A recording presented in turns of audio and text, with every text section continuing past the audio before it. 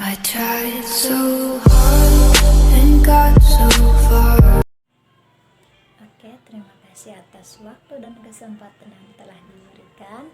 Di sini saya akan menjelaskan tentang kronologis peristiwa proklamasi. Yang pertama, peristiwa Rengas Dengklok. Yang kedua, penyusunan naskah proklamasi. Yang ketiga, proklamasi kemerdekaan. Kita lihat yang pertama, latar belakang. Pada tanggal 6 Agustus 1945, Amerika Serikat menjatuh bom atom yang pertama di atas kota Hiroshima. 3 hari kemudian, tanggal 9 Agustus 1945, bom atom kedua dijatuhkan lagi di atas Nagasaki.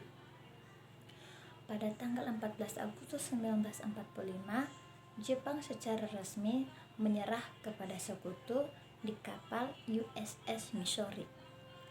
Tentara dan Angkatan Laut Jepang masih berkuasa di Indonesia karena Jepang berjanji akan mengembalikan kekuasaan Indonesia ke tangan sekutu.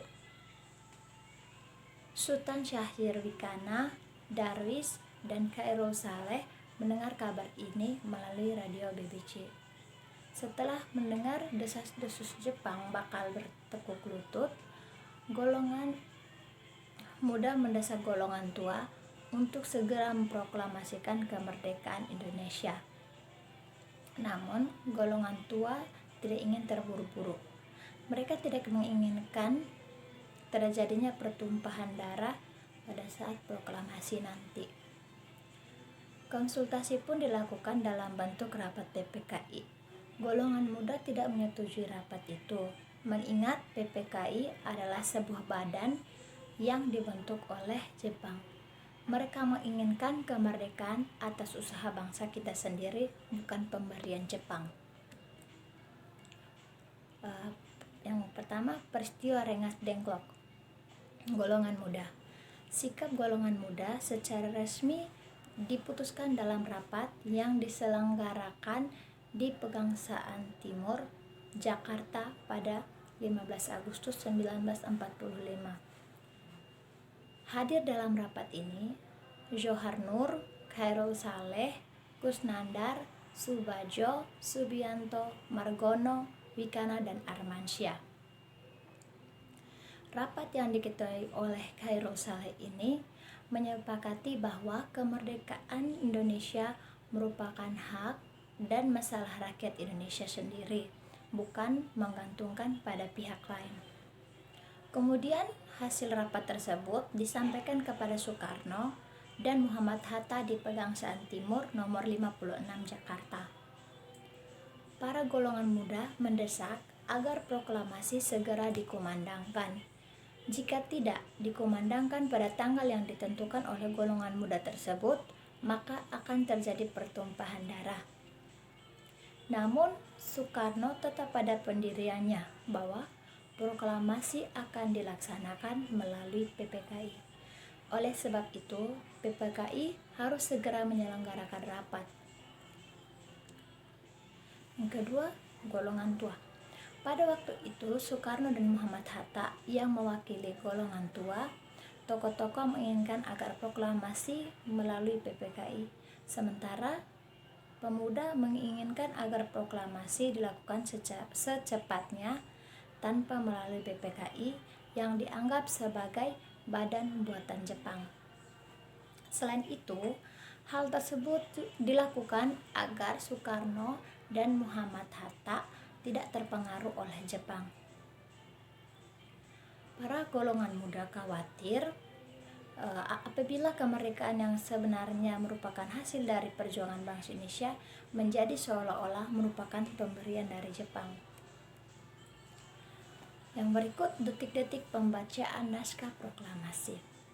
Acara dimulai pada pukul 10 tepat dengan pembacaan proklamasi oleh Soekarno, disambung pidato singkat tanpa teks.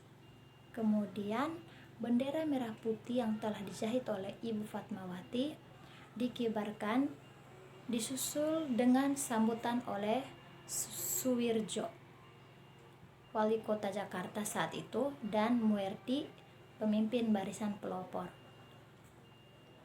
Pada awalnya Trimurti diminta untuk menaikkan bendera, namun mereka menolak dengan alasan penggerekan bendera sebaiknya dilakukan oleh prajurit.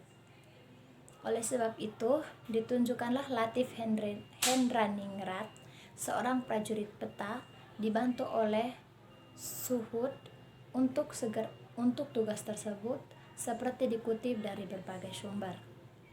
Seorang pemudi muncul dari belakang membawa nampan berisi bendera merah putih atau sangsaka merah putih yang dijahit oleh Ibu Fatmawati beberapa hari sebelumnya.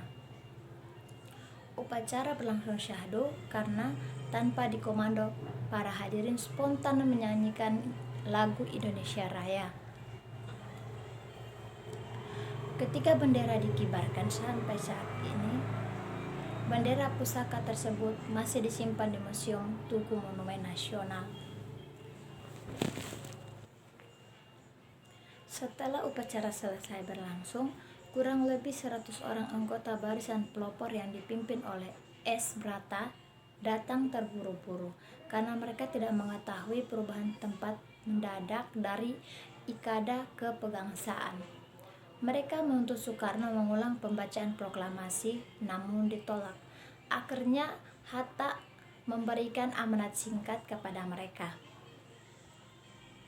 Pada tanggal 18 Agustus 1945, Panitia Persiapan Kemerdekaan Indonesia atau PPKI mengambil keputusan mengesahkan dan menetapkan Undang-Undang Dasar sebagai dasar negara Republik Indonesia yang selanjutnya dikenal sebagai UUD 45.